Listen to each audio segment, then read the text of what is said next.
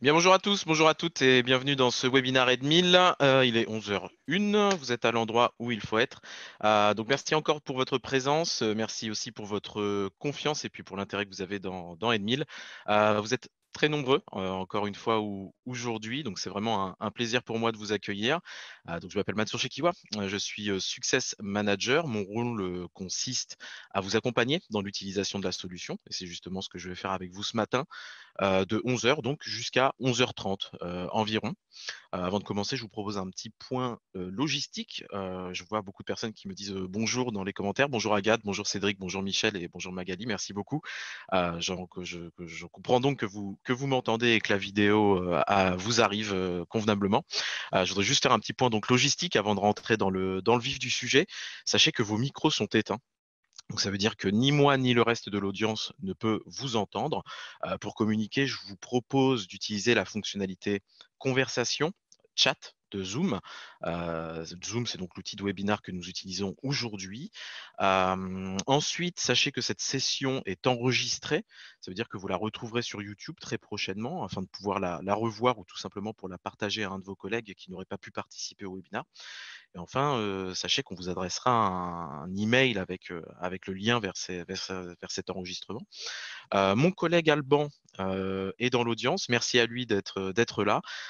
Il répondra à vos questions pendant le webinaire et puis surtout à la fin, parce qu'on prévoit une session questions-réponses à la fin du webinaire. Donc, c'est vraiment un moment dédié pour pouvoir répondre à vos questions. Donc, utilisez la conversation, la fenêtre de conversation ou tout simplement la fenêtre questions-réponses de Zoom.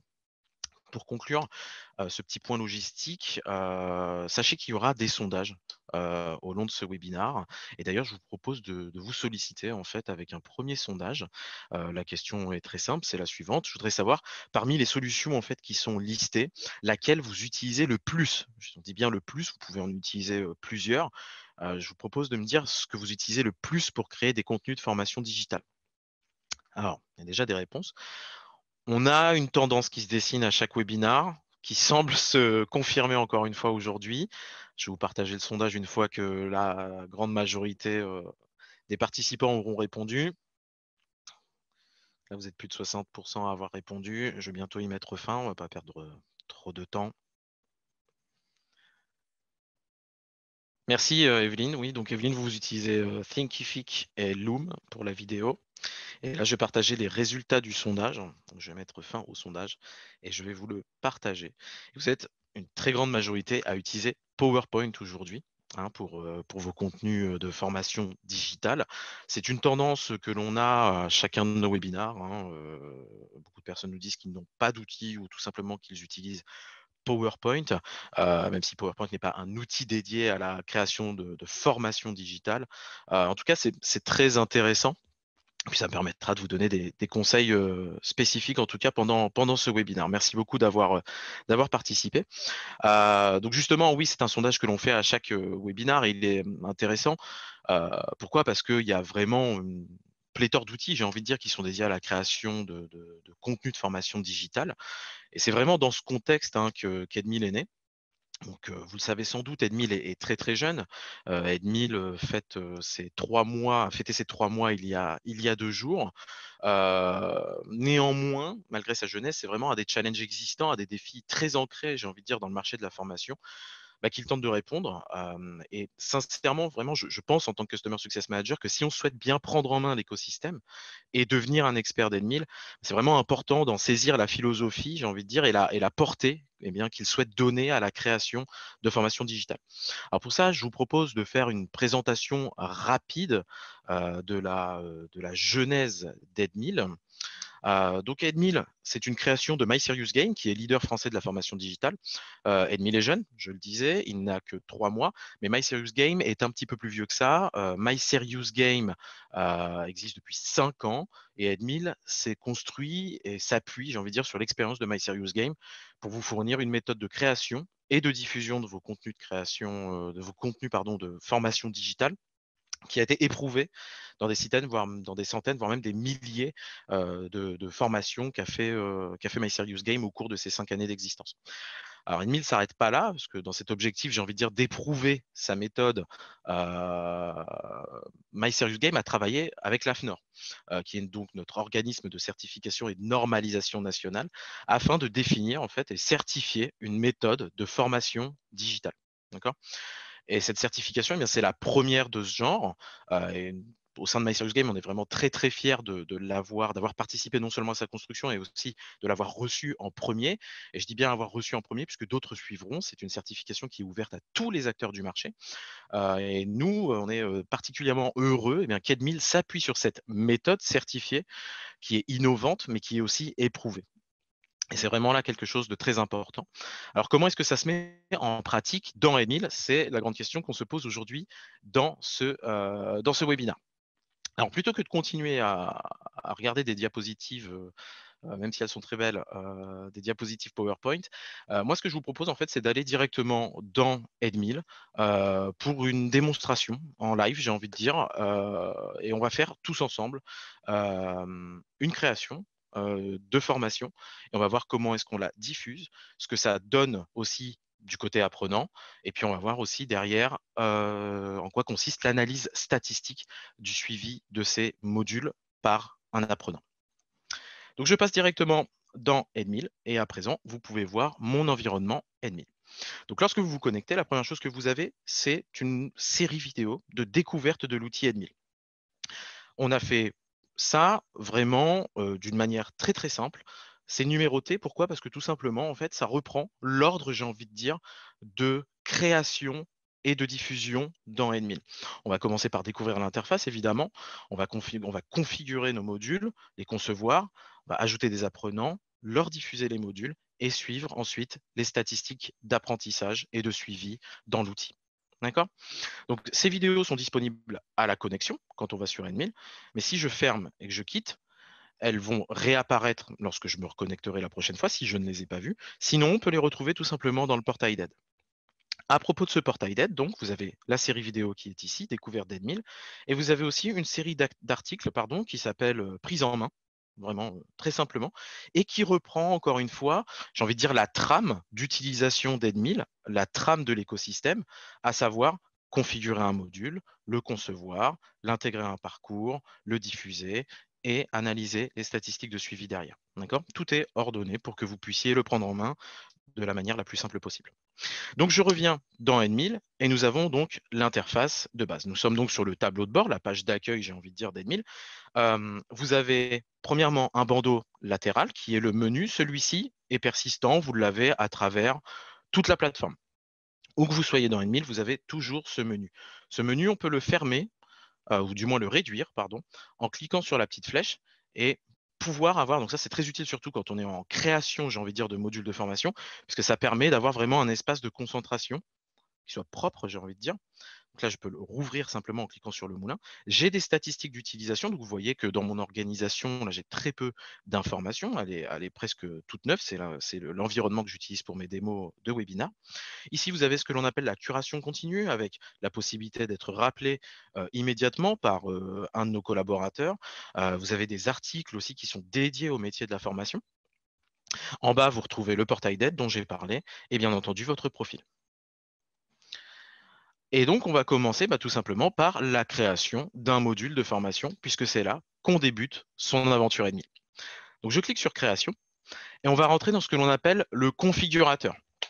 Le configurateur, en fait, il va être là pour poser, j'ai envie de dire, les premières briques de votre module de formation. D'accord? Donc, je clique sur suivant. Et à partir de là, donc là, pour les formateurs, ça va être très, très simple. Pour ceux qui ne sont pas formateurs, il va y avoir un petit apprentissage à faire, j'ai envie de dire. À partir de là, vous allez définir le type de formation que vous allez créer. C'est très important. Pourquoi? Parce que ça va définir vos objectifs de formation. On va le voir tout à l'heure. Et ça va aussi définir l'architecture. Si vous choisissez le mode accompagné, puisqu'il y a un mode accompagné dans l'outil de création Edmil, ça va définir l'architecture de votre module et les chapitrages. Donc, vous avez le choix. Si vous visez simplement la connaissance, si vous souhaitez partager une information à vos apprenants, on va choisir savoir théorique.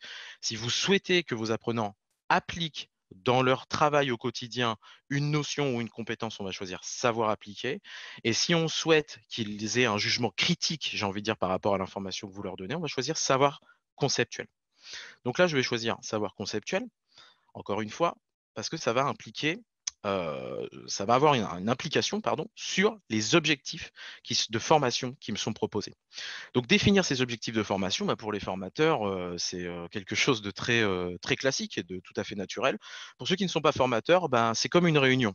Quand on fait une réunion, c'est important de définir des objectifs par rapport à la réunion afin de valider, j'ai envie de dire, bah, si la réunion a eu un effet positif ou non. Ces objectifs sont basés sur la taxonomie de Bloom. Là encore, les formateurs sont tout à fait à l'aise avec cette taxonomie-là. On va définir un objectif général par rapport à sa formation et après, on va définir des objectifs pédagogiques qui sont des objectifs intermédiaires qui permettent d'atteindre l'objectif général de la formation. Donc, selon cette taxonomie de Bloom, vous avez différents niveaux par rapport à vos objectifs de formation. Et ces objectifs de formation sont absolument cruciaux, j'ai envie de dire, puisque en fin de formation, en fin de module de formation, vos apprenants vont pouvoir s'auto-évaluer par rapport à ces objectifs. Donc ces objectifs doivent être écrits, j'ai envie de dire, et dits dans un langage qui soit compréhensible et propre à l'apprenant. D'accord. Donc par rapport à ces niveaux, je disais, là j'ai choisi savoir conceptuel, qui est donc un niveau qui est, j'ai envie de dire, le niveau le plus haut. À partir de là, vous voyez, j'ai des aides qui me sont indiquées. Pour mon objectif principal, je vais choisir la couleur bleue, qui est donc de niveau 5-6 de la taxonomie de Bloom. Et je vais dire, par exemple, voilà, je cherche, voilà, construire, il est juste là, construire une dissertation, par exemple. On va éviter les fautes d'orthographe et de grammaire.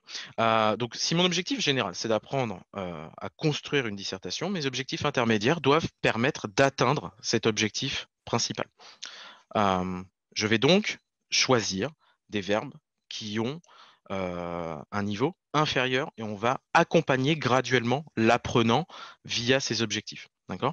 Donc, là, c'est vraiment très basique, hein. C'est volontairement basique et très direct comme exemple, mais ça permet à ceux qui ne sont pas formateurs, tout simplement, de métier, de comprendre. Donc, les premiers niveaux sont en jaune. Je vais voilà, mettre un premier objectif qui est vraiment très simple, qui est de mémoriser l'alphabet, qui va me permettre d'atteindre cet objectif principal. Et un deuxième qui serait bah, d'écrire hop, une phrase complète. Donc l'objectif là de ma démonstration, c'est vraiment pour montrer aux personnes qui ne sont pas formateurs de métier, encore une fois, comment est-ce qu'on définit des objectifs de formation et comment est-ce qu'on accompagne en fait via ces objectifs l'apprenant dans la courbe d'apprentissage et lui permettre d'acquérir des compétences et des connaissances pas à pas. D'accord. Donc, on peut en mettre 3 maximum. D'accord. J'en ai mis 2 à titre d'exemple. Je clique sur suivant. À partir de là, je vais pouvoir définir sur quel support mes apprenants, sur quel type d'appareil mes apprenants vont pouvoir suivre leur module. Je choisis smartphone, tablette et ordinateur. Edmil va automatiquement me traduire ce que moi je crée dans mon outil auteur en version mobile et tablette. On va le voir tout à l'heure dans la démonstration. Je clique sur suivant. Et là, je peux choisir le mode accompagné ou non. Je vais le sélectionner, je vais le garder sélectionné, je clique sur terminer. Mon module est configuré. À partir de là, je vais pouvoir l'enregistrer. Je vais l'appeler test, hein, tout simplement. Je peux lui ajouter une image. D'accord. Et là, on peut voir le chapitrage qui est proposé. Je peux désactiver l'évaluation diagnostique et l'harmonisation. Et là, c'est vraiment le mode accompagné qui se met en place. Si je désactive le mode accompagné, je n'ai pas de chapitrage proposé. Si je l'active, j'ai un chapitrage qui est proposé avec, on va le voir tout à l'heure, un protocole de suivi à 15 jours, 30 jours, 60 jours, 90 jours et 120 jours pour ce type de formation qui est savoir conceptuel. Donc, je clique sur enregistrer et continuer. Mon module est enregistré, je l'ai configuré, mais il n'est évidemment pas diffusable puisqu'il faut que je fasse son contenu, tout simplement. Donc là, je suis dans ce que l'on appelle l'outil de création. Je vais pouvoir définir, créer le contenu de mon module de formation. Et là, on voit qu'il y a un petit encadré orange. Donc là, ici, vous avez la liste des chapitres et vous avez une liste de haut en bas qui correspond en fait à ce que l'apprenant va voir, lui, sur son écran. Donc, chaque ligne correspond à un chapitre, évaluation, synthèse, etc. Et quand on ouvre chaque chapitre, chaque bloc correspond à une activité. Vous utilisez pour beaucoup d'entre vous PowerPoint. Une activité, entre guillemets, c'est comme une diapositive. C'est comme un slide PowerPoint. C'est vraiment ça. Donc, la première activité, en introduction, vous voyez que Edmil m'encadre en orange une activité au format informé. C'est un conseil. C'est vraiment le moteur de conseil là qui est en train d'agir et de me proposer un format d'activité pour ma première activité du coup de mon module. Donc je clique sur informer et en choisissant ce format d'activité, eh bien, je vais avoir des types d'activités disponibles. Donc là, j'ai choisi informer. Je peux faire des images narratives, simplement une image. Ça peut être une piste audio, ça peut être une vidéo, ça peut être du texte seul ou du texte en accordéon. Voilà, tout est indiqué. À partir de là, si je clique sur texte en accordéon, et là encore, c'est très bien pour les personnes qui ne sont pas formateurs de métier, vous allez pouvoir avoir des informations par rapport à ce type d'activité et à quel moment les utiliser, et quelle est leur valeur, j'ai envie de dire. Donc, on va cliquer sur créer l'activité. Et là, en fait, bah, tout simplement, on va passer au contenu de ma diapo. D'accord? Pour reprendre des termes propres à PowerPoint. Donc, toujours pour vous montrer le niveau de conseil qu'il y a dans Edmil, je vais commencer à taper un titre. Hein, je tape volontairement n'importe quoi. Et vous allez voir qu'on va vous donner des conseils qui sont propres à la formation digitale. D'accord? Donc, on a eu un travail énorme qui a été fait par notre docteur en sciences cognitives et par nos ingénieurs pédagogiques sur ce point-là en particulier, vous allez voir que Edmil va vous indiquer que dans le contexte, selon ce que vous êtes en train de faire, il va vous donner des conseils pour améliorer la lisibilité, j'ai envie de dire, et pour améliorer l'engagement de vos apprenants. Donc là, on voit que pour le titre, c'est déconseillé d'aller au-delà de caractères. C'est vraiment un conseil. On peut aller plus loin. Donc voilà, on me dit au-delà de 40 caractères, la lisibilité est compromise, mais je peux quand même aller jusqu'à 60 au grand maximum. D'accord? Donc je vais réduire ça. On a ces conseils qui sont à travers tous les champs. Et même par exemple, quand on va mettre en place une piste audio ou une vidéo, Edmil va analyser cette piste audio ou cette vidéo et va vous dire, attention, votre piste audio fait plus de 3 minutes. Au-delà de 3 minutes, vous allez perdre l'engagement de votre apprenant. D'accord? Vous pouvez mettre une piste audio de plus de 3 minutes, mais Edmil va vous indiquer que ce n'est évidemment pas conseillé. Donc là, si vous voyez, il y a une barre de progression ici par rapport à l'activité. C'est son niveau, j'ai envie de dire, de complétude. Donc l'objectif, c'est bien évidemment de la compléter. Mon activité n'est pas complétée, je vais la compléter. Donc ici, c'est un texte accordéon. Je vais vous montrer après à quoi ça ressemble. Et vous voyez juste ici, il y a écrit enregistrer. Quand on est dans l'outil de création, Edmil enregistre à intervalles réguliers votre travail. Ce qui veut dire que si là je ferme mon navigateur Internet, j'aurai quand même la possibilité d'y retourner. D'accord? J'aurai la possibilité d'y retourner depuis la bibliothèque et je reprendrai mon travail là où je l'ai arrêté. D'accord? L'enregistrement est automatique. Donc là, je suis à 50% toujours. Il doit me manquer instruction. Et là, vous voyez, la barre s'est complétée. Ça veut dire que mon activité est complète. À partir de ce moment-là, je peux la prévisualiser, que ce soit sur un ordinateur de type bureau ou un ordinateur portable ou une tablette, etc. Je peux prévisualiser le résultat de l'activité, d'accord, que j'ai créé.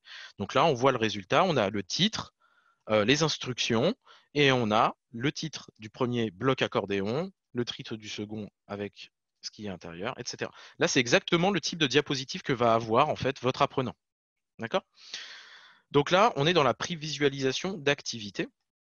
Et avant de pouvoir publier et prévisualiser, pardon, son module, il faut le terminer. Donc un module est terminé à partir du moment où on a complété toutes les activités. Alors par exemple, là, je suis dans le chapitre évaluation et Edmil me conseille quatre activités, donc quatre diapositives, une première de type évalué, enfin toutes de type évalué, puisque c'est une évaluation, mais je peux personnaliser ça. Je peux cliquer sur la corbeille ici et supprimer les activités de mon choix. D'accord?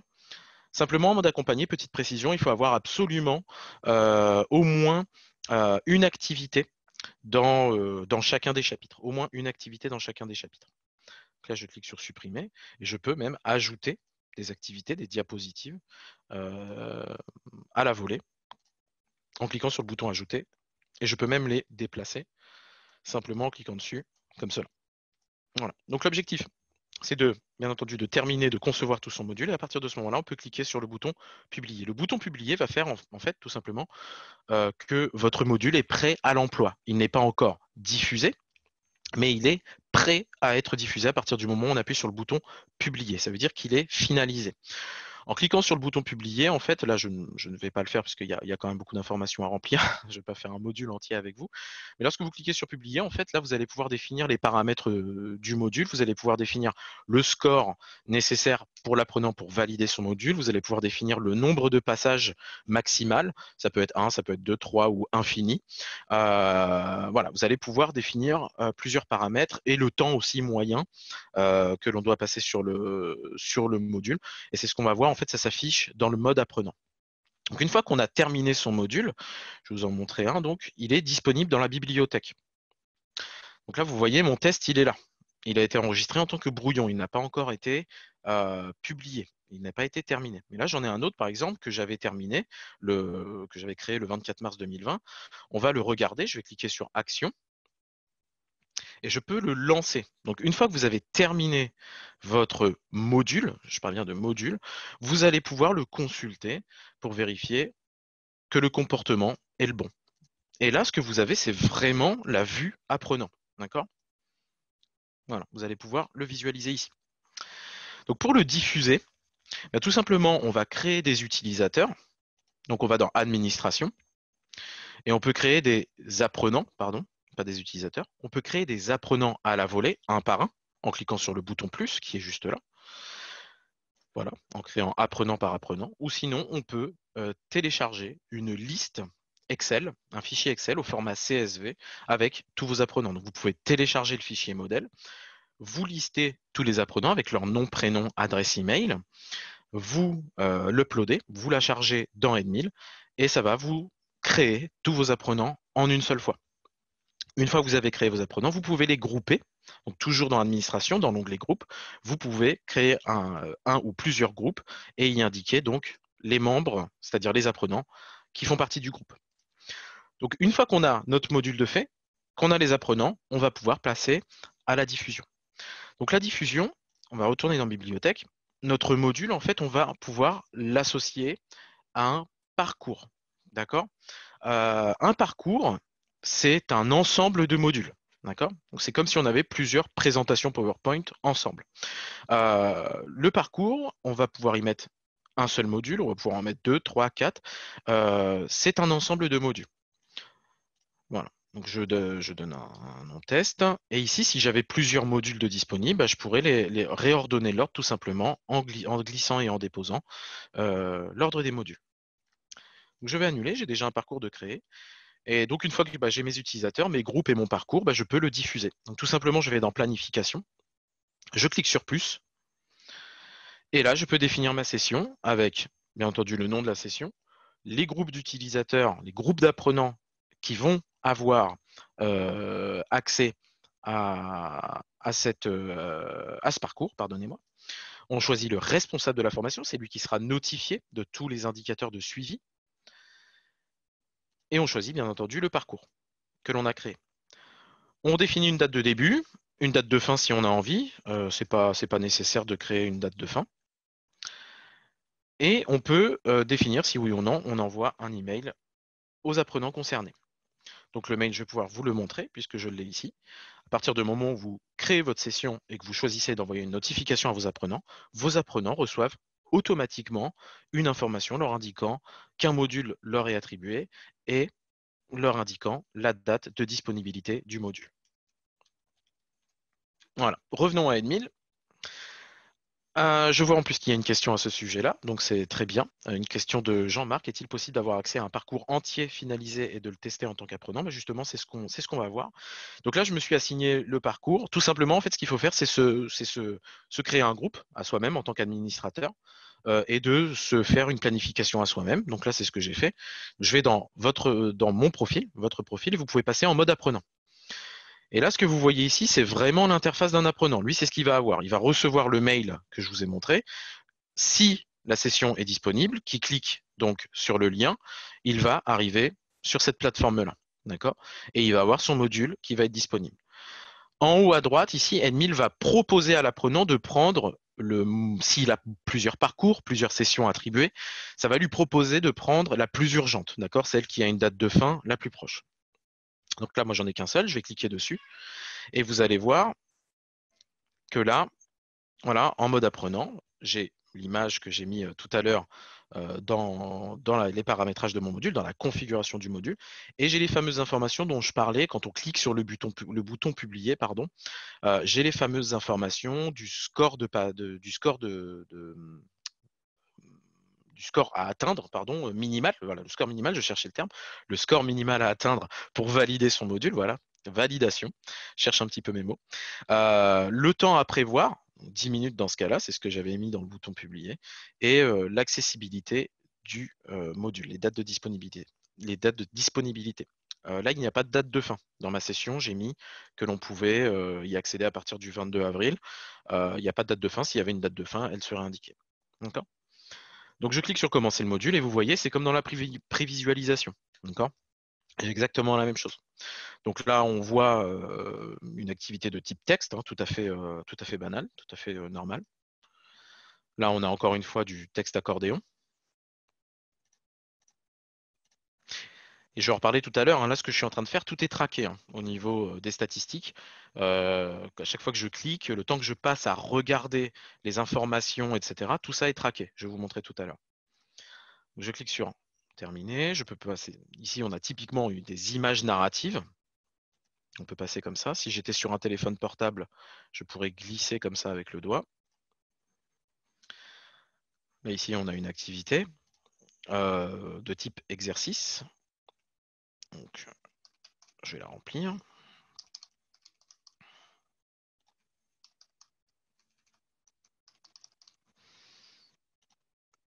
Oups, c'est pas grave.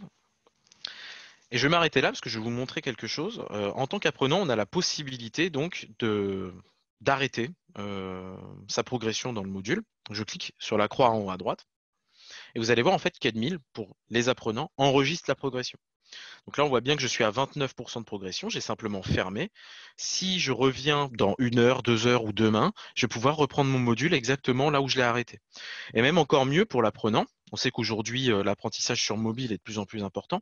Si je suis sur un téléphone portable et que je vais sur Edmil, donc là, j'ai créé un raccourci vers Edmil. Hein, c'est un raccourci Google Chrome très simple. J'ai créé un raccourci vers Edmil. Là, je vais sur mon téléphone portable, j'ouvre Edmil. Toujours là, on est vraiment toujours dans la peau de l'apprenant. Vous avez vu que j'ai la progression à 29% qui revient et je peux continuer mon module, mon parcours, le reprendre sur mon téléphone portable. Reprendre le module. Je suis exactement là où je me suis arrêté tout à l'heure, à 5 sur 14. Et je peux le continuer. Voilà, répondre à des QCM. Et là, encore une fois, même sur mobile, tout est traqué. Hein. Voilà. Et si j'arrête depuis mon téléphone portable, c'est exactement la même chose. Je pourrais reprendre sur mon ordinateur une fois quand je le souhaiterai, tout simplement. Petite question, d'accord, d'ailleurs j'en profite puisque je viens de la voir. C'est une question d'Evelyne qui demande si on peut refaire le module autant de fois qu'on le souhaite. Ça dépend en fait des paramétrages de publication que vous avez définis. Quand vous cliquez sur le bouton publier dans l'outil auteur, vous avez la possibilité de définir si oui ou non vous souhaitez que vos apprenants puissent le refaire ou pas. Vous pouvez dire qu'ils peuvent le refaire de manière indéfinie, donc autant de fois qu'ils le souhaitent, ou qu'ils peuvent le refaire 2 fois ou 3 fois. C'est au niveau du module. D'accord. C'est pas au niveau du parcours, c'est au niveau du module. Donc pour rappel, un parcours, c'est un ensemble de modules. Ce paramétrage-là se fait au niveau du module. Deuxième question d'Evelyne, qui est dans la continuité de ce que je viens de montrer. Est-ce qu'on peut revenir en arrière à l'intérieur du module? On a fait le choix de ne pas laisser la possibilité de revenir en arrière dans un module. D'accord.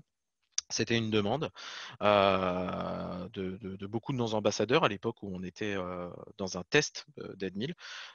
Et aujourd'hui, il n'y a pas la possibilité de revenir en arrière à l'intérieur du module puisque ça répond à des cas d'usage très spécifiques. Vous voyez, là, je reviens et je reprends exactement là où je me suis arrêté sur mon mobile. Donc là, c'était le mode apprenant. Je vais revenir en mode administrateur. Donc, je quitte le mode apprenant. Et je vais pouvoir passer tout simplement aux statistiques. Donc je clique sur statistiques. Là, vous voyez que j'en ai quelques-unes qui apparaissent à l'écran. Je reviens dans statistiques. Et là, on a des informations qui sont, j'ai envie de dire, brutes. D'accord? Là, ce que vous avez à l'écran, c'est des statistiques très générales. L'idée des statistiques, c'est que c'est un outil qui est très puissant à partir du moment où on l'utilise de manière granulaire. D'accord? Et là, je vais le montrer. Donc, ce qu'il faut pouvoir utiliser par rapport aux statistiques, c'est ce bouton-là, là, qui est juste en haut à droite, qui ouvre un menu de filtre. D'accord? Et c'est là que les statistiques deviennent extrêmement puissantes. Parce que je vais pouvoir avoir des statistiques sur des choses extrêmement précises et extrêmement granulaires. Donc là, je peux filtrer le niveau de vue par rapport à un utilisateur ou un groupe d'utilisateurs. Donc là, je vais choisir utilisateur Mansour Chekiwa. Je suis le seul utilisateur de ma plateforme. Type de formation, je vais pouvoir avoir des analyses statistiques sur des sessions, des modules ou des parcours. Donc là, je vais choisir module, par exemple, le module Customer Success Manager Kesako. Et je vais pouvoir filtrer selon des dates particulières. Donc, je vais regarder ce que j'ai fait aujourd'hui. Donc, aujourd'hui, si je ne dis pas de bêtises, nous sommes le 22 avril. Voilà, je n'ai pas besoin de mettre de date de fin. Et là, je vais pouvoir voir le nombre de connexions que j'ai fait aujourd'hui sur ce module-là. Donc, j'en avais fait quelques-unes juste avant cette démonstration. Le temps total passé dans ces modules. Et le nombre d'apprenants, bien entendu, je suis tout seul, donc j'en ai qu'un seul. Et à partir de là, c'est ce que je vous disais tout à l'heure, en fait, on a tout qui est traqué du côté de l'apprenant grâce à la technologie qu'on utilise, et on va pouvoir avoir des statistiques vraiment très précises sur non seulement, alors la satisfaction, ça c'est lié au, ça je l'ai fait tout à l'heure, je ne vous ai pas montré, mais vous avez des sondages qui sont disponibles en fin de module lorsqu'on choisit le mode accompagné. Vous allez pouvoir voir la complétude. Là, j'étais à 43% tout à l'heure lorsque je me suis arrêté. La réussite. Ce matin, j'ai fait des tests et j'étais à 100%. Et on va avoir aussi la répartition des efforts. Donc, la prise d'information, tout simplement, c'est le temps que j'ai passé à lire une activité. Les interactions, c'est le temps que j'ai passé à interagir avec l'activité. Donc à cliquer dessus, à ouvrir les menus accordéon, à choisir des cases sur des QCM, ou le nombre de fois que j'ai passé entre des photos, entre des images sur images narratives. Voilà, tout ça, c'est les interactions. Et après, la lecture des retours. Là, on peut voir que je n'ai passé que de 16% de mon temps pardon, à lire des retours, ce qui est très faible. Les retours, en fait, c'est à chaque fois que l'on fait une activité de type exercice ou évaluation, c'est les retours du type oui, c'est la bonne réponse, ou non, ce n'était pas la réponse attendue. Voilà, et puis tous les détails que l'on peut ajouter à cela. Donc ça, c'est pour la partie tableau de bord apprenant. Et vous avez aussi ce que l'on appelle le pilotage pédagogique qui vous permet en fait de communiquer de manière très très simple en quelques clics avec vos apprenants dans des situations, j'ai envie de dire, très spécifiques. Encore une fois, on peut filtrer et je vous invite à utiliser les filtres qui sont ici. Et vous allez pouvoir voir qui est retardataire. Donc parmi vos apprenants, qui n'a pas encore fait une session qui termine bientôt, qui a une date d'échéance très proche, donc pour pouvoir les relancer en fait tout simplement en un seul clic. Et on va pouvoir aussi féliciter ceux qui font un démarrage en trombe, donc ceux qui se lancent dans un module très rapidement, et ceux qui les ont complétés aussi. Donc là, dans ce cas de figure-là, moi je n'ai pas complété mon module, par contre j'ai fait un démarrage en trombe, puisque je l'ai fait le jour même du début de la session. Ben, je vais pouvoir envoyer tout simplement un mail de félicitations à l'apprenant. Et si je reviens dans ma boîte mail Gmail, la voici, le voilà, j'ai même pas besoin de rafraîchir. Admin m'envoie une notification pour me féliciter d'avoir été parmi les premiers à me lancer dans le module, le rôle de Customer Success Manager. Voilà.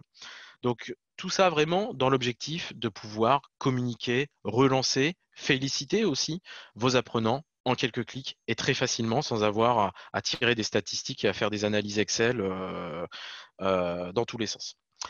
Je vais revenir sur Admin puisqu'il y a une nouveauté que je suis quand même assez content de montrer puisque c'était une demande de beaucoup de nos utilisateurs et je vois que je parle trop parce qu'il est déjà 11h35. Je vais aller dans planification et beaucoup de personnes nous demandaient si c'était possible d'exporter ces informations d'utilisation, de les exporter pour pouvoir justement avoir des remboursements par les OPCO et les OPCA. Aujourd'hui, c'est possible. Vous allez simplement dans planification. Vous allez sur votre session, vous cliquez sur les trois points et vous avez exporter les logs CSV. Et lorsque vous cliquez sur exporter les logs CSV, en fait, vous allez avoir toutes les informations de suivi qui vont être mises dans un fichier Excel, tout simplement. Voilà, et que vous allez pouvoir fournir à vos OPCO, OPCA pour le financement de vos formations. Et vous allez avoir en fait des entrées de ligne par apprenant et par module avec l'avancée en fait de chaque apprenant sur les modules, ses scores, sa progression, s'il l'a finalisé, s'il l'a pas finalisé, etc., etc. Voilà. Donc je suis quand même très content de montrer ça. C'était une demande qui était j'ai envie de dire très régulièrement faite. Donc voilà, je voulais en profiter pour vous montrer cela. J'ai vu qu'Alban avait répondu à beaucoup de questions et je le remercie vraiment beaucoup par rapport à ça. Avant de passer à une session questions-réponses, je vais simplement revenir à la présentation Edmile. Voilà. Et puis après, je vais pouvoir moi aussi aider Alban à répondre à vos questions. Simplement, puisque je vois qu'il y en a déjà qui doivent nous quitter, je vais faire un petit point sur ce qui arrive. Déjà, sachez que dès aujourd'hui, vous pouvez nous contacter directement par téléphone, d'accord? Vous allez dans Edmile, comme je vous l'ai montré, lorsque vous créez votre compte Edmile et que vous arrivez dans votre environnement, vous allez en bas, là où il y a les petites vignettes sur la page d'accueil, vous pouvez demander à être appelé. Donc, n'hésitez pas à utiliser cela. C'est vraiment un plaisir pour nous, en tout cas, de répondre à vos questions et à vous aider dans votre utilisation et votre découverte d'Edmile. En mai 2020, vous serez bientôt informé, il y aura un webinar, un 6e webinar. Toujours en mai 2020, on aura une newsletter, AYEDMIL. Donc, c'est pour vous tenir informé des évolutions de la solution, de l'écosystème et des nouveautés. Et bien entendu, tout le temps, n'hésitez pas à nous contacter à contact@edmil.com en utilisant aussi le bouton d'aide à l'intérieur à l'intérieur d'Edmil, de l'écosystème. Et n'hésitez pas aussi, comme je l'ai dit tout à l'heure, à nous contacter par téléphone. Merci encore et à très bientôt. Au revoir.